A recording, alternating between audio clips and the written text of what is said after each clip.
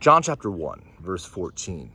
The Word became flesh and made his dwelling among us. We have seen his glory, the glory of the one and only Son, who came from the Father, full of grace and truth. You know, as we think of this verse and as we think of our day, many people have a hard time with the idea that a human could have divine attributes. In John's day, in the ancient world, it was less so having a problem with that, because remember, in their world, many of the divine have human attributes. What John is doing here is not trying to compare it to paganism or anything like that, but he's using this term for God and God's attributes and power, the divine logos, something that Greek philosophers saw as a force within God that God used to create all things.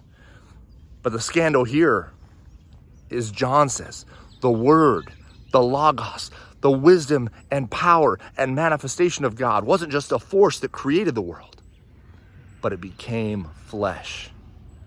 This is the power of the verse. So most of us get caught up in John 1:1 and say, the Word was with God and the Word was God. What? That's amazing. They would have read through that rather quickly. But it's in verse 14, referring to Christ, obviously. Who else could it refer to? The Word became flesh. Who took on flesh? Jesus Christ. So sometimes people will say, well, how do we know that's referring to Jesus? It's obvious. And any reader would have seen that as obvious. But the thing that's not so obvious to us is how much John is stressing the importance of not only Christ being the Messiah, but Christ being the divine wisdom and logos and power of God that is manifest in human form, but was also divine. He takes on a human flesh to pay the penalty of sin. God cannot die, but yet Christ died on the cross in his human form. But yet, in his deity, he is eternal.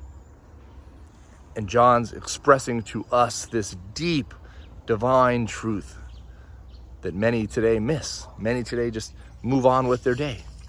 And they just see Jesus as a good teacher. But no, he's more than that. He is the wisdom and power and reason of God. And as we look to Christ, we see the mind of God because it's revealed to us.